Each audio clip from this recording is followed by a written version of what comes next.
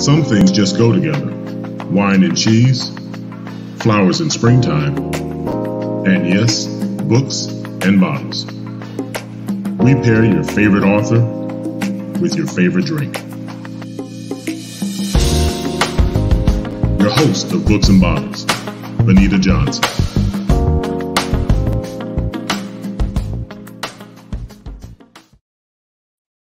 Hi, welcome to Books and Bottles. I am Benita Johnson, your host, owner of the Vine Wine Club. Welcome to our conversation where we introduce you to your favorite book/author, and we pair it with one of your favorite wines. So tonight, we are back again with another very special guest, somebody that we're honored to have. If you are on Instagram, no doubt you have seen this man. He is, I call him the skating bishop. He wrote a wonderful book called From Cocaine to Collar. There is hope for everyone to recover. His story is phenomenal. It's a great story of success and recovery. And we are honored to have with us Bishop Vance Oles. Hello. Hello. How you doing? Good. Welcome to our show. I'm so delighted to be here tonight. So, I got to give you the backstory. Okay. So I saw you like skating on Instagram and, I'm nosy. So I dig through, I got to see who folks are. So I went through and I hit your link tree and I saw you had a book. So I ordered the book and I ordered the book before I even reached out to you. And I am happy that you responded and you responded quickly with your phone number. You said, call me. So thank you. Yes. Thank you. I'm just that open. I'm very touchable. And so I was delighted to hear that you were doing something and you were giving exposure to those and authors that was trying to get their message out. So I'm grateful for the opportunity. Thank you for having me. Sure. And I got to give credit to my team, Indie.TV and G Rose Production. So From Cocaine to Collar, what made you want to write this story? Well, I had the book. Laid out for many years. And I just was waiting for, I guess, a God timing to put it out. What really made me write the book, because literally it's a vow I made to God when I was in my addiction.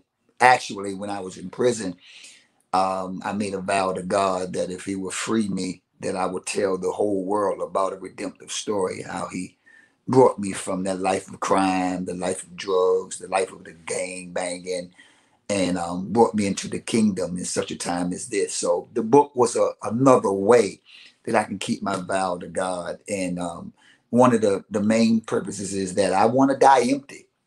I want to leave something in the earth after I'm gone. And so what better way to write a candid, honest story? And in the book, I couldn't write everything because everybody can't handle everything. But I put a lot of stuff in the book. I'm very open. I'm very transparent, because I believe that transparency is the new currency of the age. And in order for persons to get open and honest, they need the transparency so they can become vulnerable enough to get really free from their bondages and their past. And so that's kind of the gist of why I put the book out, because there was a vow.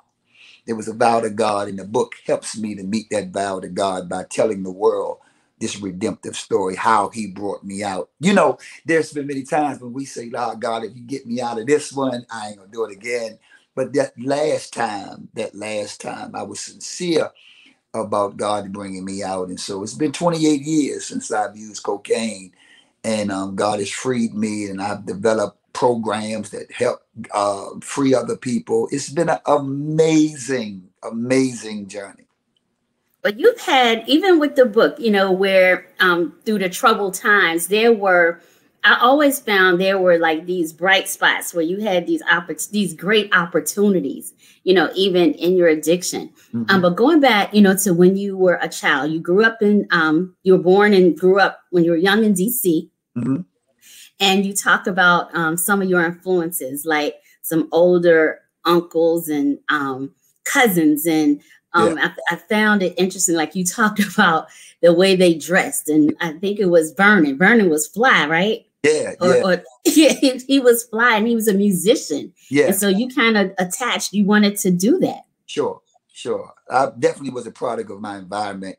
My older brothers and my half brothers, they were very, very fly back then in the 70s. In the 70s back then, they were wearing the pop shirts open and they had high heels and the bell bottoms. And I had a older half brother that was really fly. The girls used to love him, and he would have this little pimp that he walked down the block, and everybody respected him, and I wanted that. I wanted that attention. That's what it Uh-huh. was. It wasn't really about the dress, it was about the attention, but I paid attention Right. to how he dressed, and it brought him attention. And ever since then, I was just, on the clothes, on the fashion. I was just very detailed. I'm like that today. I'm like, We see. We see you. I'm very proud. I have an excellent spirit. And so I was drawn to that. And I was a product of my environment. So I wanted to be slick and hip and down. I thought that was cool. That was my role. Yes. And in fact, I think that became very prevalent because my father was really never in the house because he was always working, taking care of several families. But my father was a great role model. He was a working man. He was a providing man. He was a saving man. He was a good man. But he had to work several jobs. My father worked at the as an engineer, and he was a cab driver, and he was a funeral director. So he was all, Okay. yeah. And so my father was in the house, but he wasn't in the house. I hear you. And you know, a lot of times it's good to know that because a lot of times people think, folks who end up going to a life of drugs, they came from broken homes and stuff like that. But that was not your case. No, no. See, drugs addiction in and of itself is what's the word? Um, does not discriminate. There it is. It does not discriminate. It doesn't matter who you are, where you're from, what your background is, what track you grew up on, how many degrees you have. Addiction is addiction. And so, yeah, I had a pretty good, solid family, praying mother, a working father, wasn't a broken home. But, the outside influences, you know, crept in, those that were close, my older brothers. And so I wanted to be like them because my dad, I couldn't see because he was gone. So the male figures was my older brothers, and they were slick. Yeah. They were trying to be cool. They tried to run the women, and they were popular. And so I wanted that. And You so want I to be did. popular too. uh, yeah, You want to be popular and slick and everything. yeah, I wanted to be top. And then, eventually, as I grew up, I had a competitive family, and I believe in my own thinking because I was so young, I couldn't manage my emotions properly. Because being so young, I thought that my family overlooked me and had some of my other cousins as favorite. And so what that made me do was to try to be better in everything I did because I needed that attention. Yeah. You see, I was always drawn to that attention. And so I would, if I'm dressing, I gotta dress better than you. If I'm skating, I'm gonna skate better than you. If I'm playing basketball, you don't have a chance, because I'm going to overwork you. Because I need that attention. I Hmm. need that attention because I felt like they were not giving me attention, and I thought that I was better. But yet, because we had a young group in my family, and they would never let me lead the song, and I knew I was the best dancer. I knew that I had it, but they would never let me sing the Marvin Gaye song. Amen. I just had to Because you were busy doing that James Brown split. I read go, that. had to do all. I had to dance on it because I needed that attention. I didn't know that then. I didn't know that then. So everything I did was to get acknowledged on the outside. So I dressed up everything on the outside because as a child, I was hurting on the inside, but didn't know how to manage those emotions at 10. Sure. Yeah. And so I grew up that way all through high school, all through the whole thing, college. And that's how I got caught up with the drug game. Now I know I can make money. Started out me selling drugs, getting money in the DC area. I went to Howard University. I had a full music scholarship from high school, as a percussionist. So I stayed home. I played basketball too, but I didn't want any of the basketball scholarships because they were like, what you call those type of colleges? They were junior colleges, I guess. Okay. Like Coppin State, you know.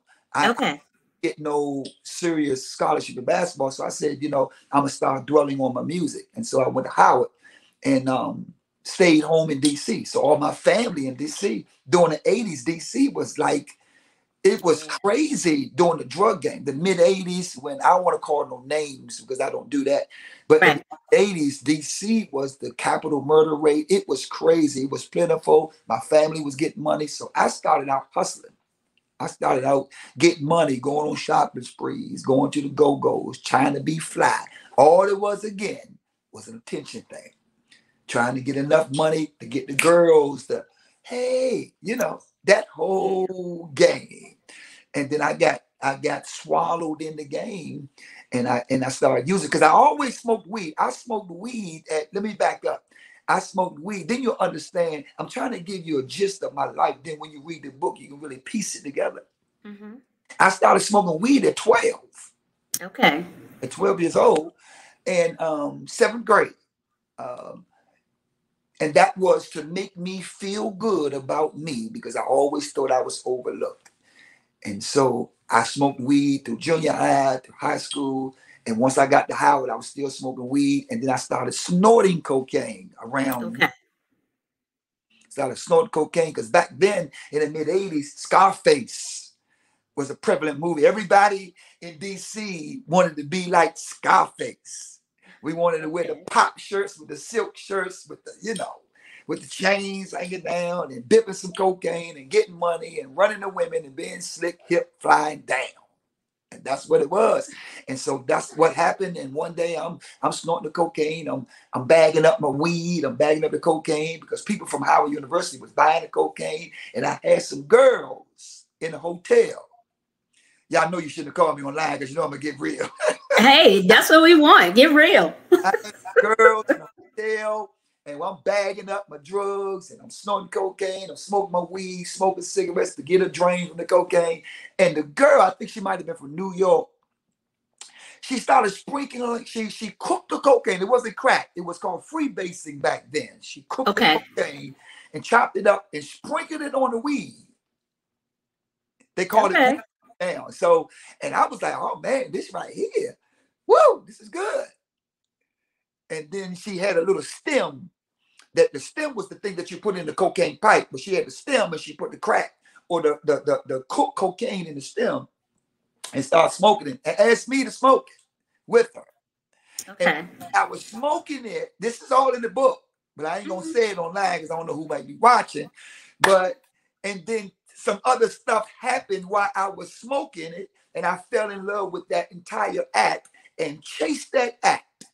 Okay.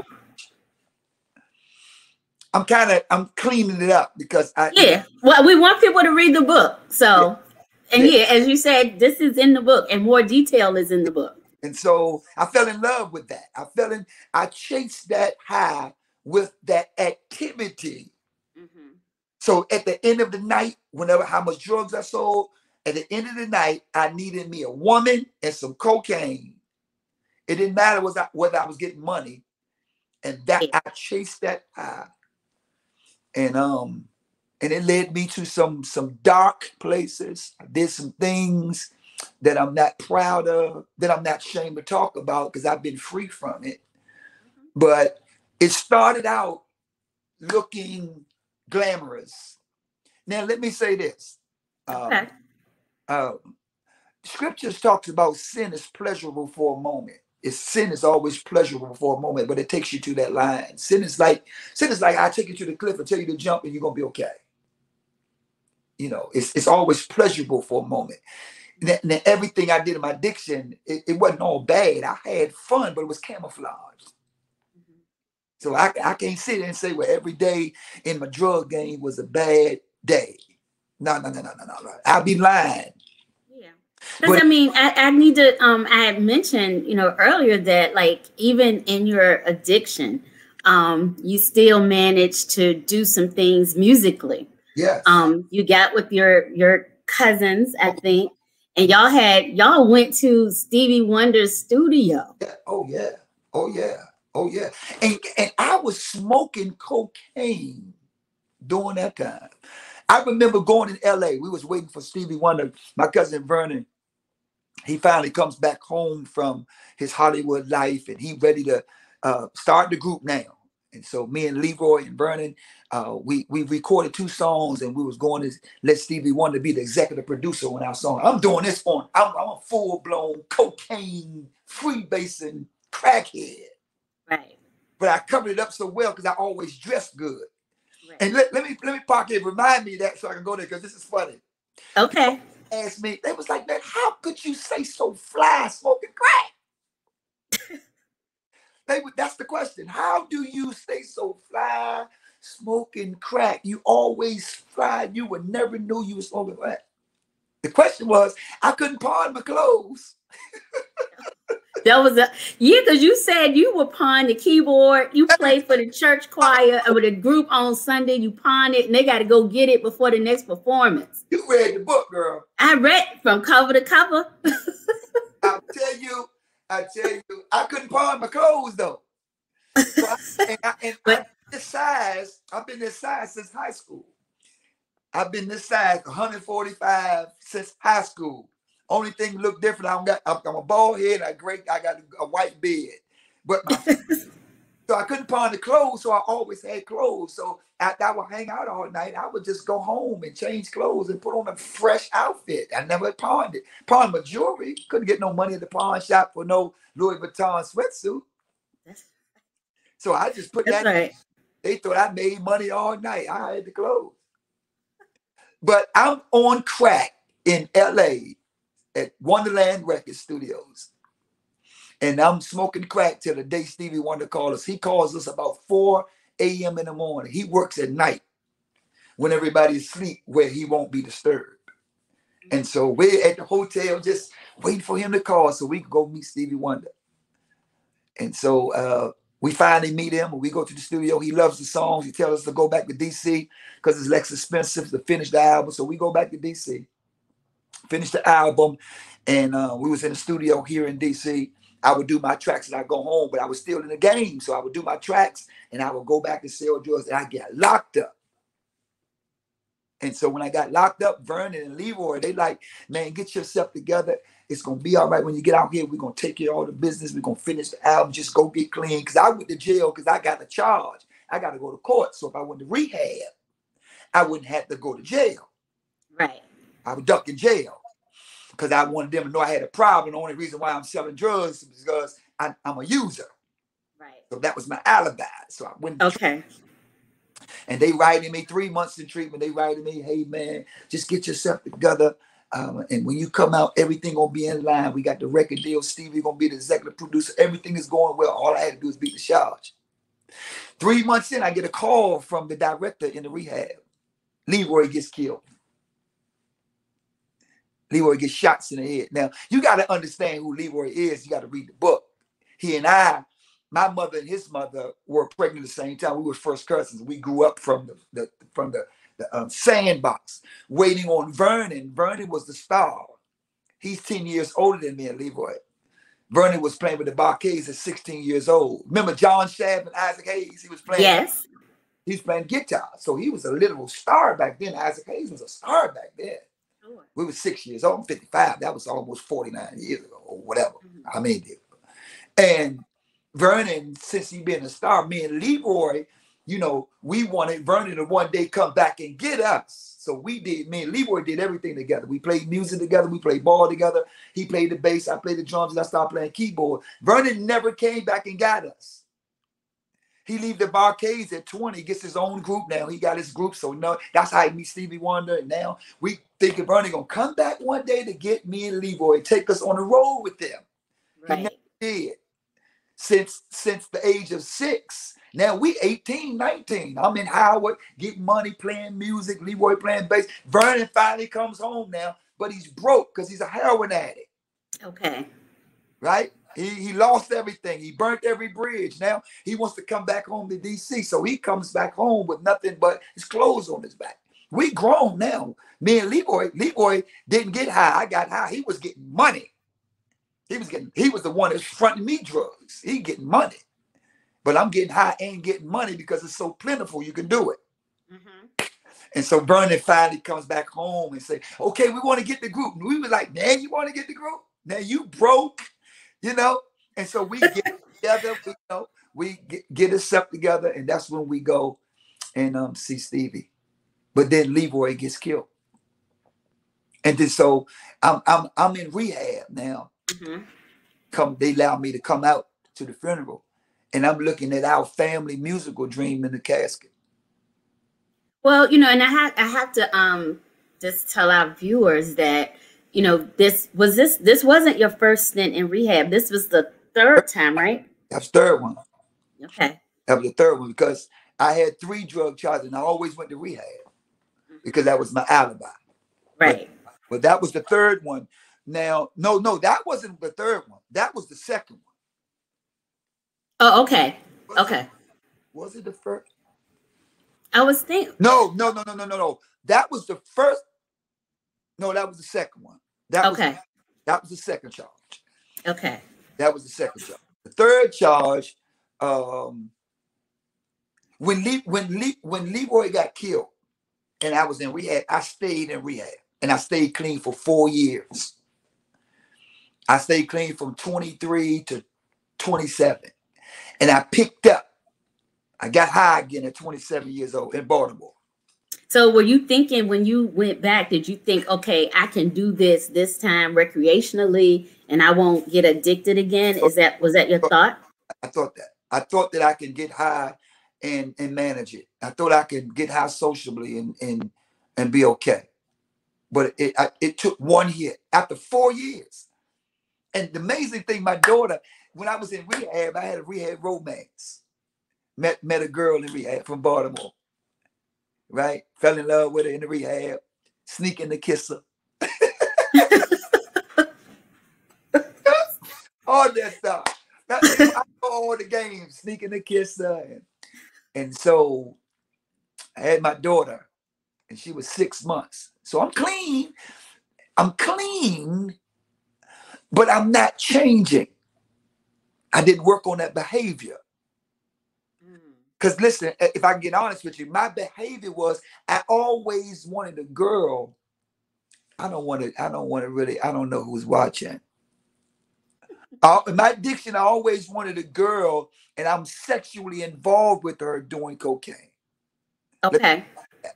So when I got clean, even though I had the girl I'm dealing with, your romance, right? I'm still going out to the block clean and getting tricks.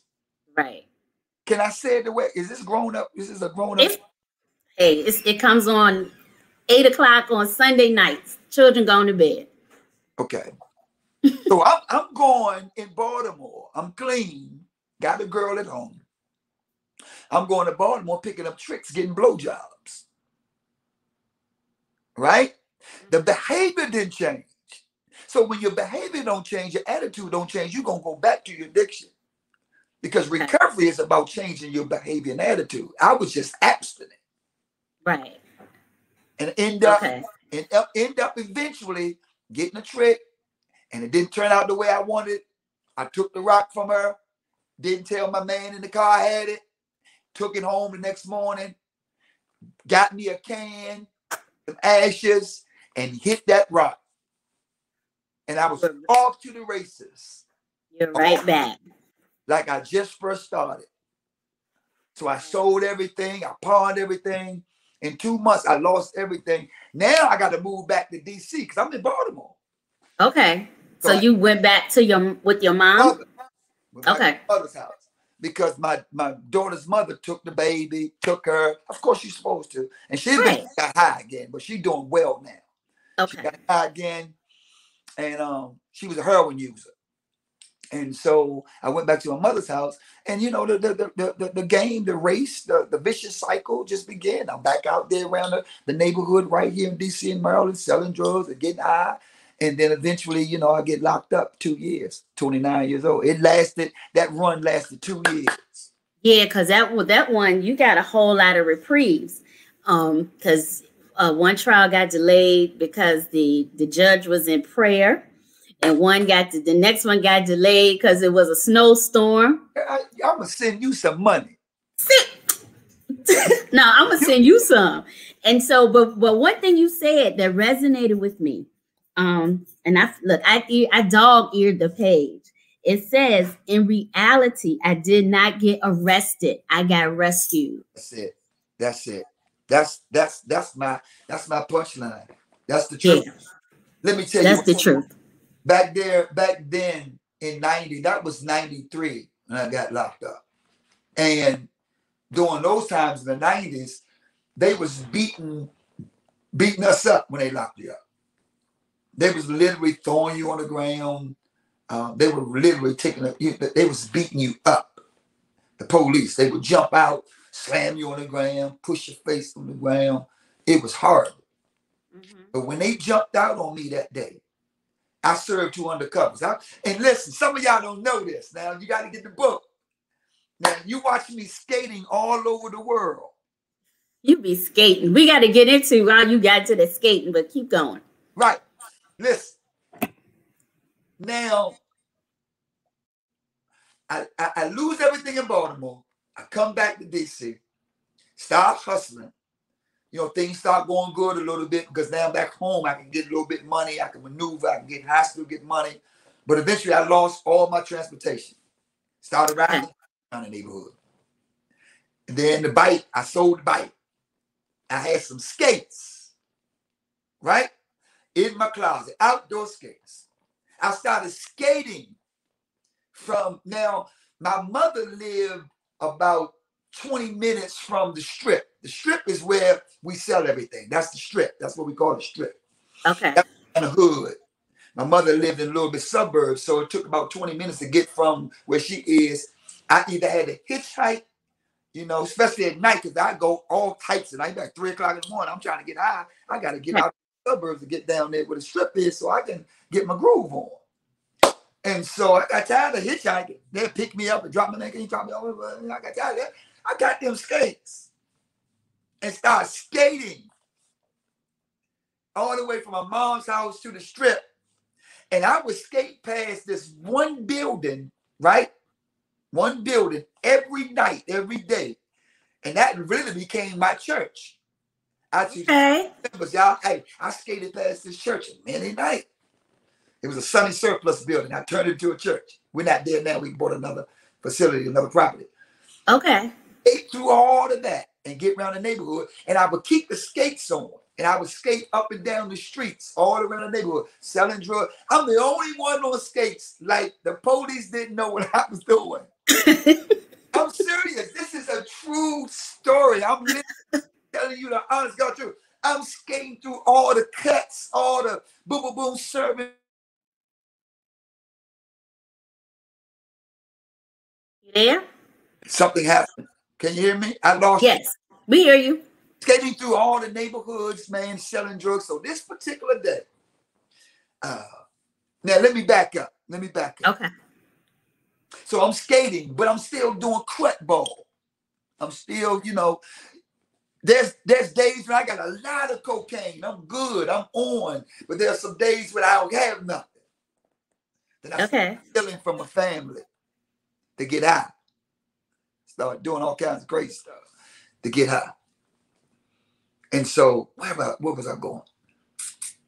And so I finally ran out of money. And I got on my knees. I got tired of my mother. My mother would say stuff like this: "You got to stop taking from us." Yeah, because you were saying you were stealing from her. Yeah, listen, and I felt bad about that back then. The addiction was so strong. My mother would probably have $2,000 in 20s and 100s, and I just grab a $20 bill just to get a little hit, right? And I knew the repercussions wasn't so bad. If I go took from a dude in the street, I probably would have had some consequences. And I felt soft and weak, and I didn't want to talk about that because that sounded like a little sucker.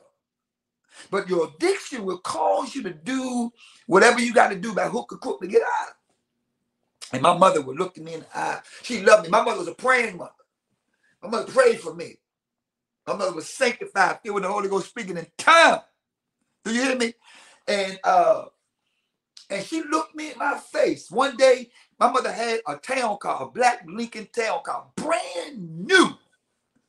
And she would leave the keys in a little pocketbook. And her room was right there by the front of the house, and keep it in the driveway. And I would take the keys, because remember, I didn't have no transportation, so I had to get her house, and I would sneak the car. I would literally wouldn't start it. I would put it in reverse or neutral and back it out so she couldn't hear it start. And we lived on a hill, and I would drive all the way to the hill till I get to the bottom, so I would wake her up. Took that car. Now I was going to take it to get one hit and come back, but this particular night, I took that hit and I ain't make it back, because it keeps you out there. You can cover it up, and the guilt and the shame. I took the car. I don't want to fuss. I don't want woo. And so I take the car, and I'm out there for 3 days. I'm up for 3 days. I'm dirty. You know, I ain't took a shower. So I finally come home. I pull up in the driveway. Guess who's at the door when I open up the door? Mama. Yep. And she hit me with a right hook like she was Holy Vanderbilt. Bam! I said, Mom, what's up? What's up? Man, she hit me, and she looked at me. She said, son, you're going to have to stop taking from me. You're going to have to stop taking from me. It broke my heart. But guess what? I had some coke on me. She said, now go upstairs. Now, blessed be to God, my mama dead and gone. She ain't put me out. She would say, go upstairs, get yourself clean, and get something to eat, and go in that room. Get yourself together. And so I would go up there. She would be mad. And so I go take a shower. I get me something to eat. And I had some cocaine on me. And I remember, listen, I'm going to get locked up, about rescued. I had to give you this to let you know about the rescue. Mm-hmm. So I'm hurt now. I knew I was messed up. I knew things was not right. I had to make a change. I wanted to stop, but I couldn't. Have you ever wanted to stop something and couldn't? Have you ever been to a place where you said, God, how can something be so good and so wrong? And I'm in my room. I had some cocaine. She ain't know. I'm smoking the coke in my room. I'm hearing my mama. Hallelujah. I'm hearing my mother in her room calling out my name, saying, this is my boy. He's not what he's doing. And I got the crack cocaine in my hand, and I got tears, but I still want to get high. And I said, God, if you be real, deliver me. Right? I keep on smoking the coke. He ain't taking it from me. He can't come down and take that pipe out. I kept on smoking it, but I was sincere. If you be God, deliver me from these drugs. I know I'm doing wrong. I know I'm better than that. I'm gifted. I know I'm gifted. I was preaching and singing on skates in the neighborhood. People would look at me and be like, man, you don't belong out here. But I was addicted. I said, God, you be real. Free me.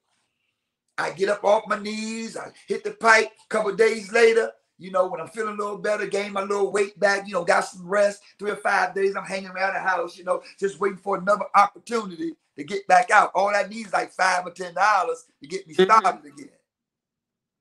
So I go back around the neighborhood. This day, November 11th, 1993, 1 p.m. No coke in the neighborhood. Watch it. No coke in the neighborhood. So I didn't plan on stopping that day. I know I prayed 2 weeks ago, but I didn't plan on stopping that day. I'm going around there just around the neighborhood waiting to get on. Nobody got no coke. One little kid has some cocaine. So when you got a kid that got cocaine and you around there trying to get on, you waiting for a customer to come up. So if the customer come up, you run to the kid who got the coke and get the coke from him so you can serve it so you can get on. Got it? Mm-hmm. So a customer come up in a gray silver Honda, a woman and a man. So I go and get the coke from the young kid. He gives me 120 because they say they want a 40, which means bring them back 2 20s. Okay. Right? So I go to the kid and get 120. And I go behind the bushes and break it. in half so I can give them 2, so I can have a $20 bill and give the kid for yourself. Right, I'm hustling. That's how you hustle. And so what happens is I do that and I give him the 20, jump out come. And they found the $20 mark bill. They were undercover. And remind you, they were beating people up. Watch this. During that time, they jumped out on me. And guess what they said? They ain't throw me down. They ain't whoop me. I have a mark on me. They put their hands, they put my hands behind the back. And I remember he's a white gentleman. I can't remember his face. It's been 28 years. He said, it's over. Wow. And I skated right up into the paddy wagon. I skated right into the paddy wagon, and I can hear the officers in the front seat because I'm in the paddy wagon in truck. I can hear them in the front seat. Guess what they say? What? We got skates. So they had been waiting for you and looking for you. So I didn't get arrested. You got rescued. Yeah. Yeah. That's an amazing story. Yeah. So when people see me skating down the street, look how amazing God is. I didn't do a video saying, I want to be viral. What can I do to be viral so I can get a name for myself or set up a platform, or I can get branded, or I can get a strategism so I can brand something to make my name great. I didn't do that. I'm doing what I always done. Have fun with my wife. I'm just skating. I do videos, and look at God, how he would take skating to deliver me now. That same skating that I skated in the street. It's not even, the video wasn't even a viral video in the skating ring. And God had me to put out the book during the pandemic, skating in the street. I would have never skated in the street had it not been for a pandemic. How he put that story together. He did that. So I say this book is not even my story. It's God's story through me. Because before he formed me, he knew every step I would take. Yep. Yep. So to pull that together. So my vow was, when I got that charge, when they locked me up this last time, now I got 3 distributions. I got 3 felonies. I got 3 narcotic distribution charges in Prince George's County, which allows you to have 20 years, no parole, mandatory. I said, God, I'm in the cell. I'm tired now. I said, God, if you free me, tell the world. 28 years later, I'm sitting on the white couch. Telling the world. Telling the world. Telling the world. That's wow. why it was a vow. You have an amazing story. And it's so much more, but we ain't going to tell them because we want them to do what? Get this book. Yes. Get this book. So I do have to, my producer they've been great. Let me go over for a few minutes, but I do have to give you a couple minutes to talk about Vance Collezione. Because as you said, you are fly. You always dress nice. Anytime folks have seen you, whether it's a sweatsuit or your suit, you always look good. So I know that you turn who you were as a child into this fashion, this collection. So just give us a couple minutes on that. Well, Vance Collezione. Now y'all know I'm gonna tone it down. I got really excited. I get excited about what God does. As you should. With a professional hat, I'm gonna calm it down a little bit. Vance Collezione is my clothing line, which literally means add Vance to your collection. My first name is Vance. Right. From normal to advanced. I'm a style tutor. I'm a personal shopper, and I got some items that get ready to relaunch again. Okay. Why I stopped is because the market had creamed, because like anything else, you need to connect. I'm talking to creators, business people. You need that connect. Just like the drug game. It's all about, you gotta be able to buy low, sell high. You gotta have a connect. Or things won't go like they want it. but yes, that's a passion of mine. Okay. I'm going to use it also as a ministry to teach young people, young men, how to shine shoes, how to tie ties. But yes, that's my clothing line of Vance Collection, Advanced Collection, and that's a passion. Okay. Well, we're gonna support you. We're gonna keep watching you and keep looking out for you in social media. And as soon as the world come open up a little bit, I'm just in Richmond, so I'm coming up there and I'm gonna check out your ministry. So can you tell our viewers the name of your ministry, how to get your book, and how we can donate to the ministry that you're doing? Okay. Well, our ministry is in Landover, Maryland. It's called Liberty House International Ministries. It's in Landover. That is Prince George's County, 3135 Pennsy Drive, Landover, Maryland. Also, we do have, that I didn't mention, we have recovery houses. I have sober living houses for men here in PG. We're one of the few houses that have sober living in PG for men, because didn't tell you all the story, but I went through sober living after I got out of jail, because I had to go to court and it looked good. And so I have sober living for the last 5 years that is doing wonderful. If you want to sow, that's where I need you to sow. Okay.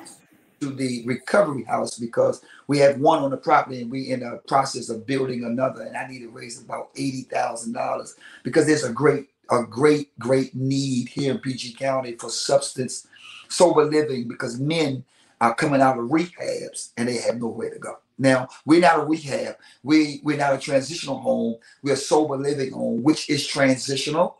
When people come out of rehab, instead of them going home to have a culture shock, because coming out of rehab and going home is a shock. Anything that's a shock to an addict is a trigger. So we have a sober living house, one in Clinton, and it was a property that my family owned. My dad left with us, and another house we got to get some stuff built, because it's a really need in our county for that. So if you want to sow to that, you can go to the Liberty .house, the Liberty .house, not no com or nothing. The Liberty .house. Yeah, and you can go and give to that. We got to do some roofing on that. Got to put a new unit, and once we do that, we can have about 7 more beds. And now sober living is a structured sober living house where they got a curfew, they got random urine, they have a blackout, they got to go to meetings, they got to get a sponsor, they got to work the steps, they got to wash their own clothes, they got to cook their own meals. So they will still have structure, but they have a little bit more freedom than they had while they were in the rehab, which would give them a solid transition so they can continue to do what they're doing in the sober living house, they can do when they get their own. It's amazing. And we have some amazing turnouts, people doing well. Everybody don't get it, but it's the one that does, that keeps the drive and us keeping doing it. So we're thankful for that. So if you want to show that would be absolutely awesome. I absolutely will. I really appreciate you for being so open and so candid and so brave and sharing your story. From cocaine to collar definitely is a must read. So many of us know folks. If we haven't had this experience ourselves, we know people who have. So Bishop Oles, I really appreciate you for being responsive and being willing to be on our show. Thank you so much. You're welcome. And to our viewers, if you are an author and you'd like to be on our show, please hit us up at info@groseprod.com. Thank you again for tuning in to Books and Bottles. I'm your host, Benita Johnson, and I will see you next week. Cheers. Camped out at home for COVID? Join us, Indie TV, where you will see the talk shows, movies, drama, action, and comedy. Be the first and see it first. Sign up now for free at Indie TV.